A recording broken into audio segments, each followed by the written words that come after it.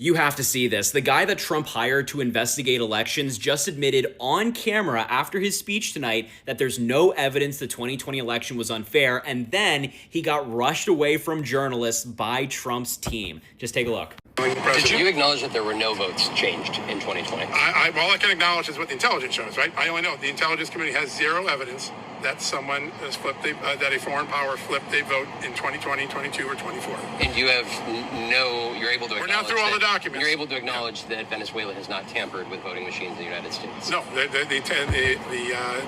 intelligence is very clear. They did it on their own machines. Why is it important that they did it on their machines?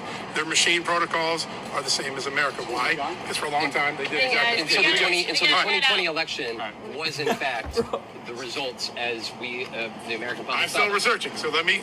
This is the first but one. There's no intelligence. Not yet. There is no intelligence that the election would have said that Donald Trump was president. Said that tonight. Thanks, John. And would you look at that, they all rushed him away as soon as the truth slipped out. He admitted 3 things in that video: that no votes were changed in 2020, no machines have been tampered with, and they have no intelligence right now to suggest that the 2020 election was unfair. Hey MAGA, that's Donald Trump's own guy saying that. Now, he's probably going to get fired tomorrow for saying it, but nonetheless, John Solomon, this man right here, said it on camera. Donald Trump must be removed immediately. This is the logical conclusion from seeing him rant and rave like a lunatic last night, barely able to speak in a borderline criminal speech. Donald Trump attempting to seize the airwaves in prime time to lie to us about 2020. A very weird start, a sort of jump scare with Donald Trump looking at the camera with rapidly shifting expressions, not realizing that we're live.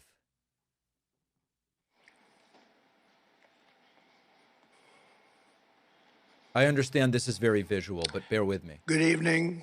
Before we begin, I'm proud to report. All right, so Donald Trump suddenly live and didn't even know it. He did sound absolutely terrible. You might have noticed there that he sounds hoarse, and he kind of looked like a horse too, but that's a different story. Here is the beginning of the speech, a complete and total clown show. Before we begin, I'm proud to report that our country is safer, stronger, and far wealthier than it has ever been before. We are doing great. Less than 2 years ago, we inherited an economic and social disaster. After the worst inflation in 48 years, the wide open borders with millions. All right. So again, I'm going to try to give you the meat of this thing. Trump ranting about how terrible everything was under Biden and how great everything is now. That's the context.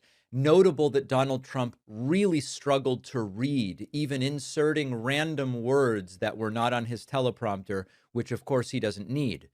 And I guess, you know, they had to pick a different teleprompter operator because it turned out Trump's regular prompter guy was betting on the betting markets about the duration of Trump's speeches. Kind of interesting. So maybe Antifa was in charge of the prompter last night. Information showing that China engaged in other election-related activities to undermine my first administration and our 2020 campaign. They did not want, and they just didn't want it. They fought like hell not to have it, Donald Trump. They fought like hell not to have it, Donald Trump. Now, the whole point of this speech, as we get into the substance, if you can call it that, was to manipulate you, the public, into believing his lies about 2020 and to use that to try to seize control of the 2026 election, because he and his Republican friends are terrified that they are going to lose and lose badly and spend. rigged. No, that one's right. But this one is rigged, and no, that one's correct too. President Trump addressed the nation Thursday night and released a series of heavily redacted documents that he says show a massive amount of vulnerabilities in America's voting systems. He blamed China for his loss in the 2020 election, saying Beijing didn't want him to win because they knew he was, quote, onto them. He also claimed the CIA knew that China was influencing U.S. business leaders to turn against him and, quote, sought to identify U.S. journalists who had reported negatively on the U.S. president and pay them large sums of money to write more negative articles about him. The president says another series of documents show the Department of Homeland Security's discovery that 278,000 non-citizens are illegally registered to vote in federal elections. Trump used the declassified data to make his latest push for Congress to pass the Save America Act, controversial legislation that, among other things, requires proof of citizenship before an American can vote. Before he wrapped up, the president took a swipe at ABC and NBC for not carrying his speech. They and others in the media are part of a plot. They want to continue this fraud for whatever reason. They want to keep it going. They want to protect the radical left. Fraud like this should mean a revocation of their license. That speech was not the funniest part last night. Y'all missed it. You know what stood out to me last night? That speech was pre-recorded. Now, wait a minute. See, Trump usually likes doing things live. So when it was pre-recorded, I'm thinking to myself, oh, somebody wanted to clock out early. I think they filmed that thing in the middle of the day. They edited out all the stumbles, picked the best takes, and by prime time, he was back at home with his feet propped up higher than his blood pressure. Look, if my feet have been swollen all day and they inside of those dress shoes wrapped up like two hams with butcher's string, I would want to go home too. And we're going to talk about one more thing too. Did y'all notice? Of course, he's reading a teleprompter, right? But with no glasses. Sir, how big was that screen? Was it a teleprompter or did they just project the words on the side of a Walmart? I'm just trying to figure out if they rented an IMAX theater so he could say, "Good evening, Americans." Maybe it's just me. Maybe I missed something. But did anybody else notice that speech felt a little prepackaged? I know I'm not the only one that caught it. I just watched Trump's full emergency speech that he just gave, and I want to give you a summary with minimal fear-mongering so you know what's happening. Up first, the funny stuff. I have to talk about it. The beginning of the speech was just like 10 minutes of Trump talking about how amazing America is right now, and he got to this point where he was like, America is the most wonderful place. It's currently the hottest country in the world, and I think he meant that literally. I genuinely think he got confused there, which I enjoyed quite a lot. The next moment where he got very confused again, he was talking about Maduro and Venezuela and their election interference issues for some reason, and at some point he paused in the middle of a sentence and then he went, a very big number of problems, or like a very big number of, I think there was a real number on his screen that he couldn't read, and so he said a very big number, which is, you know, classic Trump. I enjoyed that moment quite a lot also. Now into the meat and potatoes of what was actually being talked about. His issue was election security, basically. He's going to declassify a whole bunch of reports on election interference, mostly with China, is what he was worried about. But I want to be very clear in saying he didn't say that anything was, like, previously interfered with. He definitely implied that the 2020 election was, like, ruined in some way, but it wasn't on the scale of him being like, we need to overturn elections, yada, yada, yada. He did say he wants the FBI to investigate and arrest, if necessary, certain people within the FBI. It wasn't clear exactly who he was going after, but it seems like he feels that information was withheld from him. He talked about burn bags, that Obama wanted documents burned, but they weren't burned, and his administration found them. None of it, to me, sounded like full-on, like, end-of-the-country election interference stuff, but it was light, sort of, we should be worried about the Democrats, we should be worried about China type things. The next major thing was he talked about how there are 250,000 illegally registered to vote foreigners inside the US, and we need to do something about them, according to him. And the gist of it is he's going to declassify some documents that will prove that that's happening. I don't have any commentary until we see those documents. Sounds odd to me. I don't think election interference happens on that scale, or like illegal registration, but we'll find out, I guess. And finally, the thing that I guarantee you was the real issue for him was the Save America Act. As soon as he started talking about the Save America Act, he looked so visibly angry. And notably, he recently did that thing where he refused to sign into law. The other thing that Congress just passed, I'm sorry, I'm forgetting details, but he's clearly really invested in the Save America Act, and he was so visibly upset about that specific issue. So I don't know everything that's inside the Save America Act. I'm going to go do some reading of my own, but I think the big takeaway from this speech is Trump has an issue with the security of our elections. He thinks the Save America Act is the solution, and he's sowing a sense of doubt about the security of our elections, but nothing immediately is exploding. That's my summary. If Trump's announcement tonight is really about how the 2020 election was stolen and how basically he cannot get over losing to Joe Biden as if he's like a scorned lover or something, can we just recognize the fact that that's what he's choosing to focus on over everything that's happening, everything that's going on, and he's still so fixated on that, which we know the entire reason he's fixated on that is due to ego, and then also midterms. They know that they're going to lose. They assume they're going to lose. But all of this happening, like how much the American people are struggling in so many different ways, and he still chooses to talk about this. This is what he's focused on right now. If he wanted to win the midterms, I think he would just start focusing on the American people. But instead, the thing he's focusing on is the entire reason that they're gonna lose in the first place. So last night we got a presidential primetime special featuring the FBI director, the CIA director, and the Homeland Security Secretary all standing behind Donald Trump. And for those of you who luckily didn't watch, that means one of two things. Either the special last night was incredibly important, or incredibly stupid. Now, I want you to guess what this speech was about. Because it wasn't about healthcare, housing, a better economy. No, it wasn't. It was about the 2020 election.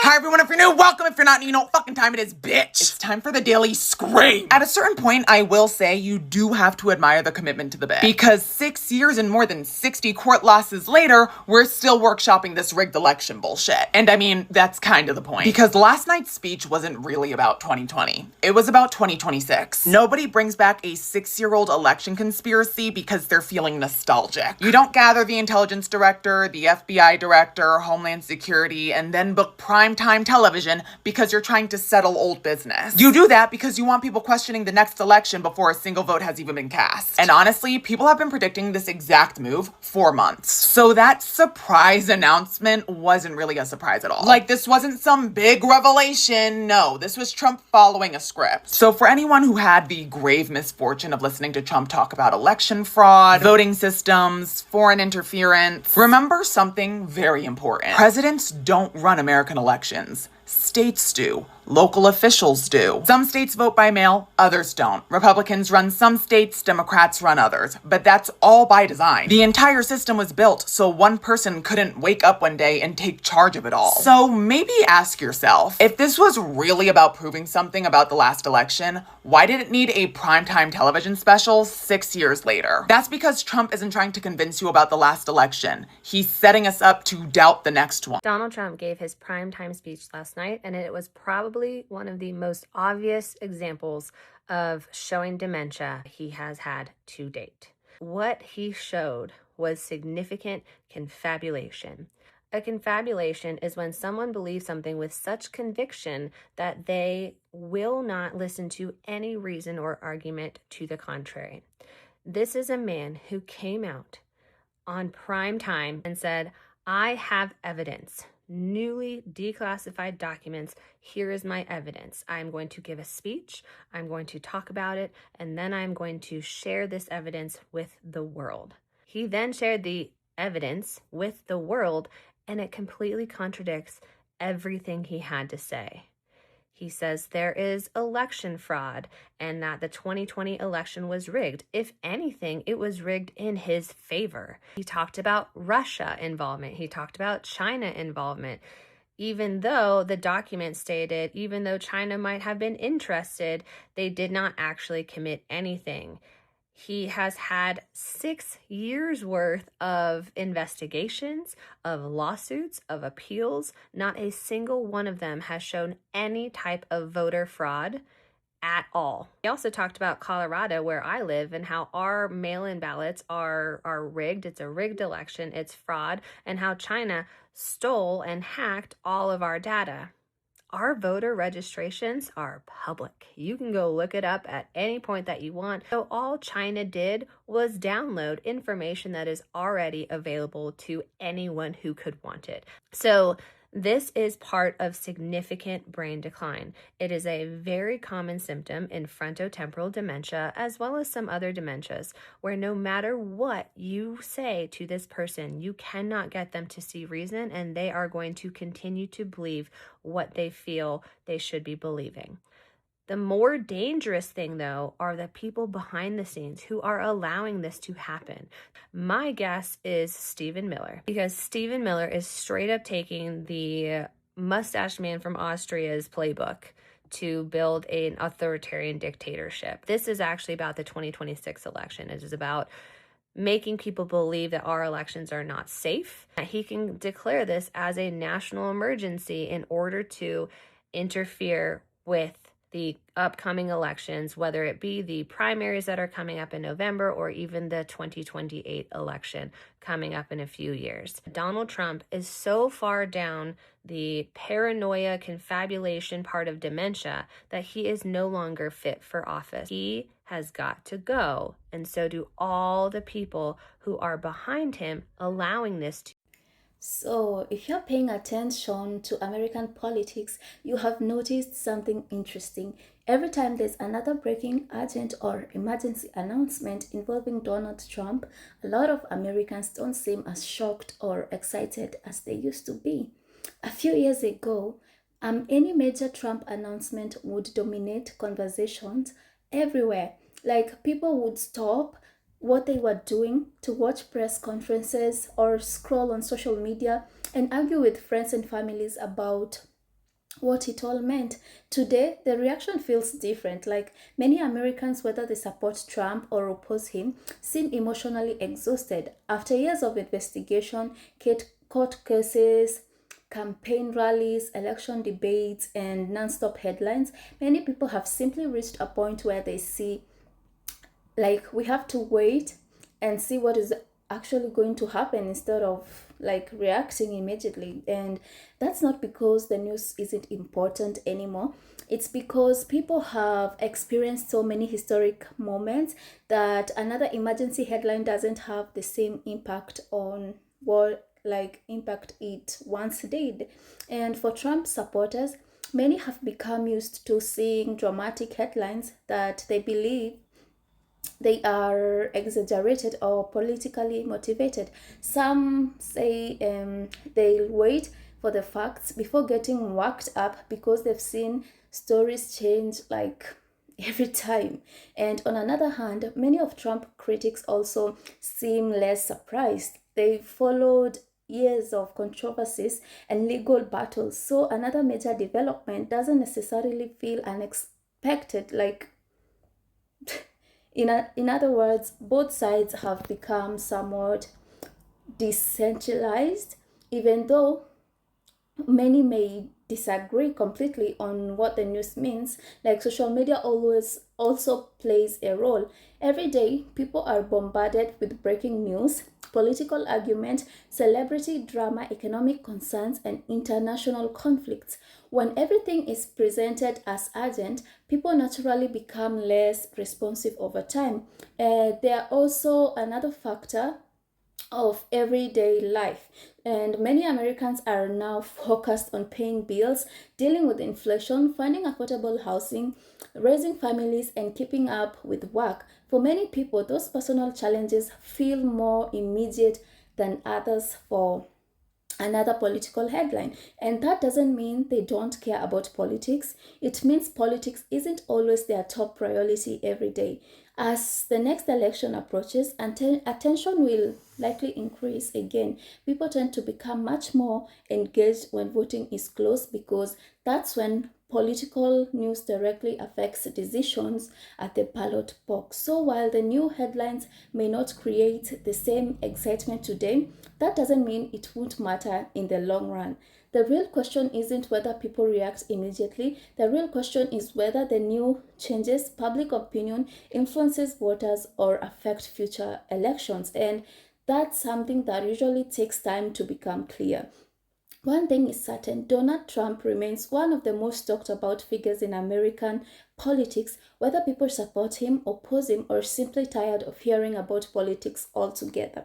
His actions continue to generate attention, but attention and excitement are not the same thing. Many Americans appear to be moved from reacting emotionally to wait for evidence, court decisions, or official outcomes before forming strong opinions. And perhaps that's the biggest story of all. Not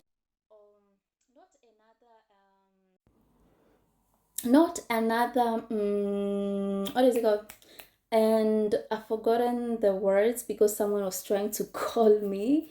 So yeah, and perhaps that's the biggest story of all.